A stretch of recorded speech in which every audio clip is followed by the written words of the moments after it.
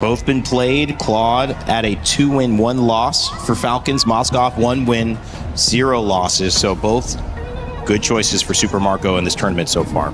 Because I feel like the Brody would be stylistic for what they have right now, but there's a chance they're going out against the Paquito in the gold lane. Brody won't have a good time. So I feel like, but I'm worried if that's too much scaling though. Too much scaling in this current meta is pretty bad. Actually, no, I don't think that there's too much scaling. So they pick up the Claude as well as the Kufra here, trying to fight against the Fanny. They're really just trying to counter Fanny here. Everyone except for the Claude.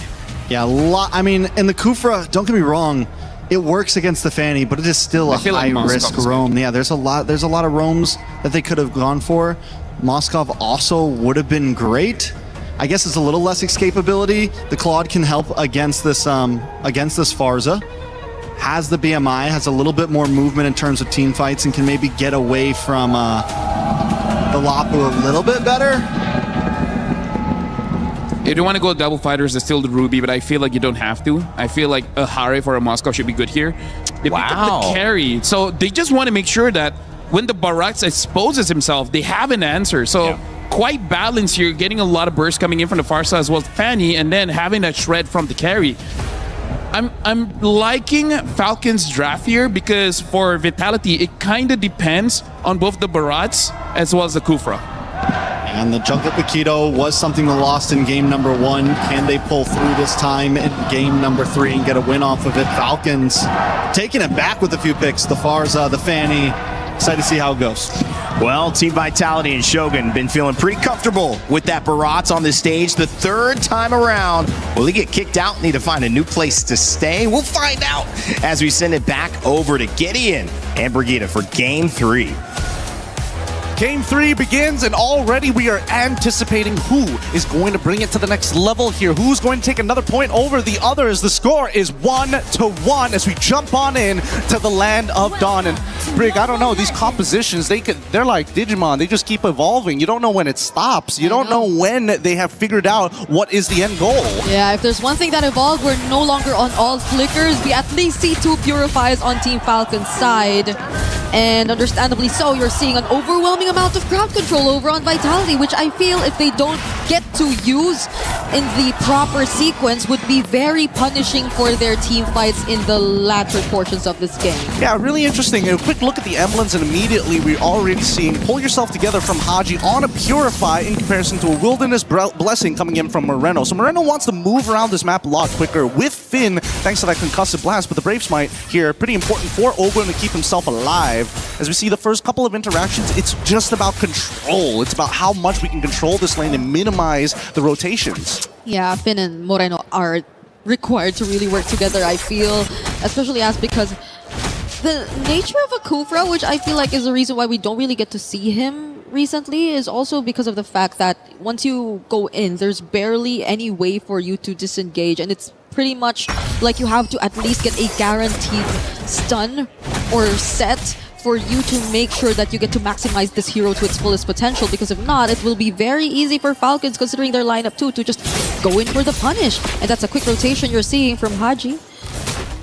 Potential engagement from Finn as well. I don't think they want to do this right now, right? Nobody's level 4 at the right time, and more importantly, as much as they want this EXP crap, which Shogun gets, no problem, but I don't see Falcons finding First Blood just yet. Not until we see Ilhaji hit level. Oh my goodness, Moreno so close. Oh, he walks out just at the very edge. Gets caught. Yeah, I probably thought there was a bit more grass. But okay. Oh, it's not even the Tyrant's Revenge that catches him first. It's just gonna be a Detona's Welcome from Shogun. Ah, Shogun's really good with the Detona's Welcome. It's actually kind of crazy, but here comes Haji. Okay, Finn, he's gonna show himself. They have enough idea of where Vitality are currently positioned. Kyle's still gonna go window. There is no Ball of Lightning anymore from Moreno to land the stun, but Finn is still gonna be there. They're trying to focus on Haji this time, and Nile will just really secure the objective. Hold on. Flap goes in. They still want to fight, but Vitality don't. I'm surprised that they didn't even want to like let the feathered airstrike rip or like try to force out. They knew that, okay, Shogun should be okay here, I would assume. He's max stacked out. There's no chance that Kyle's going to be able to cut him down just yet. Not without a little bit of help here. But on the opposite end, I was really expecting like Haji to try and make something happen, force somebody to flicker, force them to flicker forward or anything, because losing their battle spells on the side of Vitality is a lot more punishing compared to the Falcons. Yeah, so the one's on all flicker, but they dealt with that first objective really, really well. I mean, that immediate transition from just taking out Flap, which I feel also shouldn't have been the case, but I guess it was just a bit too unexpected for Vitality to just jump on him at the same time too. So you don't really get to see Falcons at least in a position where they'll be confident enough to contest. The gold lane is definitely something that we don't really put into consideration as much now, just because the focus is just really heavily towards the mid. It's because of these mid trios that we're seeing a lot of things happen, or supposedly happen, by far. Yeah, and also the scary thing is that Super Marco also decided to take the Purify, right? So taking these like heavy hate trades against Iman, there's always that risk of at any point of time somebody could come for this gank. And he doesn't mind the 2v1 scenario because of that Purify, but as soon as he loses it, he suddenly becomes this vulnerable target that even Nile can take it out without much effort. So it's about maintaining control, right? And you can see that both sides, oh my goodness, another Detonator's Welcome set up for Shogun and Nile. It's not a good start for Flap, at least, and I don't think Vitality are paying too much attention towards Super Marco 2. They acknowledge the fact that yes, this is a carry on Purify, but I think they're just really trying to double down on shutting down the EXP laner for Falcons, which I think would allow for so much more openings and entries here for Falcons. But considering that he hasn't been able to farm up, Falcons are just not confident enough to fight against Vitality, especially in these objectives, which Flap will still decide to show up for, but it's a 2-level gap you're looking at between him and Shogun. Yeah, this should be a no contest unless they're able to get like a big fat all coming in from Ogwin. I mean, he's thinking about it, right? He sees all of the members there. This might be the angle to try. Whoa, that was just a flicker set up onto Ogwin, and they immediately burst him down! The Detonator's Welcome! Catching Kyle! But he still gets to secure the retribution nonetheless. This is Falcons clapping back. A cutthroat 2, finding 3 in the process. Kaji flying in towards Moreno. Doesn't have the feathered airstrike, but Falcons are able to turn that around. That's so sad. He was a pixel off the wall, but at least the Falcons will be able to try and convert this to something even more. They get mid-tier 1. Let's look at this replay one more time, because again, great engagement, right? But the Detonator's Welcome, as you see just here, he eats him mid-air, flickers backwards, and misses the wall. Puts him right on top of the turtle. He thought it was gonna connect. Honestly, really well played from both sides here, but big ups. And Ogwin knows, it's like, hell yeah, they messed up. And that's great, because now this is going to drag out a little bit further. And with a 1.5k lead, Haji is starting to come into a position where he can legitimately start threatening the members of Vitality. Moreno in particular. He might, if he can force Moreno to flicker early on, this mid-game might be where Falcons really shine. Yeah, because Moreno, I think, has been very difficult to catch as well on the Eudora, but that pretty much put Falcons back in the game. That's already a lead over to their side. Oh, okay, Finn is gonna spot them here. Eman should already know that there's a potential gank. Are they willing to trade top tier 1 for this? They're probably gonna send Kyle up to the top side, right? As soon as they show, the wave gets cleared up here. Yep, he makes his way over to the top side. They already know that Shogun is communicated. Nile ready to punch. Oh, that was a lot of damage from Nile. And that was just Nile. I definitely think that could have been a kill angle there, but I think even now recognize there's not a lot of people here. I'm not 100% sure whether they moved away from that conceal afterwards, but more importantly, he's got to make sure that he gets the angle right. If he accidentally pushes Kyle too far in certain areas, yeah. Kyle, he's good with these cables. He can start zipping around. He's got to lock him down right against the wall. Okay, at least they somewhat equalize things, and the farming is looking still pretty great, especially for Super Marco. But this is where we see how Vitality are able to bounce back. They're not able to, or they're not allowed to make any mistakes similar to what happened earlier. It's been a really good run for Shogun on the Barretts here, but that could have been the turning point if they don't find their way back in this game. Finn is looking for a really good setup here, but they have no idea where Flap is. Oh, it's a bit of a dangerous gamble here. Not to mention that they've already got like a slow pushing side up top as well. That's going to start turning into the opposing favor. Ooh. Oh no, the Detonator's Welcome did not connect. Now Falcons have an opportunity here. Okay.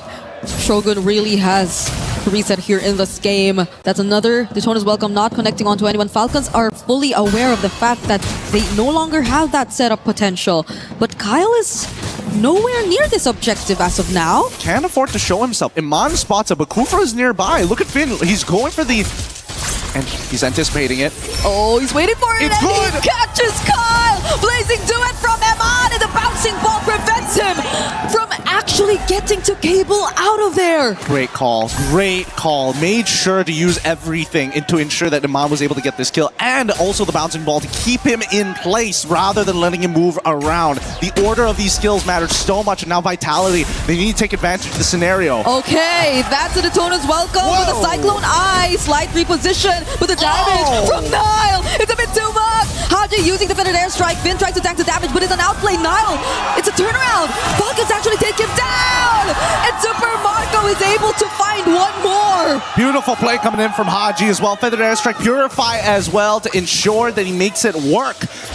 However, the cooldowns are down. And Flap, he's not going to be able to get his ult back up in time, I think. I think he's got about like 13 seconds until it comes back up, but there's just too many members dead on the side of Vitality. This is no contest, and Falcons take this lead back. Despite the game going for at least 9 minutes, it's surprising to see only one turret from the side of Vitality has been taken. Falcons are able to get 2 turrets of their own, but this is where we see a 3.5k lead turn into a 5 to 6k lead. Vitality should be very particular with where they decide to choose the fight, or if they even want to proceed with the fight, if they find themselves in positions that aren't really as favorable for them. Because I believe earlier, especially with that Cyclone Eye, putting Shogun in a slightly deeper position towards Falcons area made it a bit more difficult for Vitality to actually follow through. And so with that, it was another clear punish from Falcons, and it's a huge win for them because goal lead, map control, everything's just now all over to their side with just that single play. And that's exactly what they want for. These are the big momentum shifts that you expect to see in a game of this high level. Oh my goodness, okay. Some big spells being thrown on, and Super Marco just lost his flicker, walking up too close and getting hit by that ball lightning on top of the superconductor, allowing it to go become a bit of an AoE in small areas. Moreno, he's looking for that big one shot, and I'm worried for it, right? If Super Marco makes a mistake and walks up too far, even though you do apply yourself with the Purify and take away the superconductor, if Moreno just 1-2s into the ult, I think there's a pretty high chance of you just exploding out of nowhere. Yeah, at this point, I think it's just really Vitality forced to maybe find a different combo. It could be maybe Finn and Nile. There's a lot of damage you could expect, but Finn decides to go in instead, and together with Eman, they blast Super Marco! The perfect pickoff and start to this team fight, only if Nile makes it out alive, but he doesn't. Flap actually goes for the chase. 4-man Landshaker to land it towards Team Vitality, but the re-engage, they still want to fight! The Daytona's welcome! And it's Kyle, they catch a successful land on the wall this time, but he still finds the wall spam! Holy cow, he nearly killed 2 people there. Haji, if he just had a little bit more damage, I think they would have been able to secure it, but oh my god, that should be the Trinity complete for Iman at this point of time. He was building up to it, didn't find it, and then eventually got it, but you gotta give it up for Shogun here. A great engagement coming in from Finn. They outplay it with the help of Iman, but right at this very moment where you're expecting the cleanup, you're expecting Haji to be able to hit that fat stun after the Landshaker. The charge, the instant Detona's welcome. What a reaction from Shogun. And this time it landed, but with that very brief amount of time that Kyle got, it's still crazy to think that he was nearly able to outplay at least 2 members of Vitality, as you mentioned. You do want to put him close to the wall, but that's also something he wants. So at the same time, you maybe should position yourselves away from it. It maybe should only be Shogun near the wall if ever you do try to go for that exact same setup later on. Hey, that's the truth of it all, right? Sometimes you just get overly eager and forget how big some of these abilities actually are, but Haji is now starting to become a legitimate problem, right? Iman, he's got to be careful. Every time he uses that PMI, which is why what he's doing every single time he drops it down, he walks up forward, hopes to get a reaction, and then takes the BMI away, begging for Falcons to say, hey, one of you have to make a move first. Emma will get his flicker In 10 seconds, though, they will be ready to take on this fight. Same for Moreno. Oh, Finn. Kyle already flies in, though. Finn charging! Kyle secures the objective nonetheless, though, and Nile gets bursted down by Super Marco. Shogun looking like the next target to Dona's welcome out. Finn trying to run away. Emma Blazing do it just to make it to safety, but he fails. Vitality are just scrambling to get back to their base. Falcons are dealing a bit too much damage. It's a little too much to handle here. Big mistake coming in from Finn. Unfortunately, tries to go behind the pit to intercept, but ends up hitting nothing. He's still holding on to his ult, and so far, they need a defense. They're going to pull it first. Pull it down to the bottom side. It's just Finn and Shogun, but they're torn to pieces by Super Marco on the carry. Moreno gets jumped on by Flap. 3-man stun, but Falcons are in the base. They take this game 2-1. Nothing too surprising in this game. We knew that this game would end with a big bang at the very least. Unfortunately, that came out of Vitality's side. A single misposition on the Lord ended up their entire backline was exposed. This is why I was thinking maybe Cho would have been a better option rather than the Kufra. It follows the same protocols.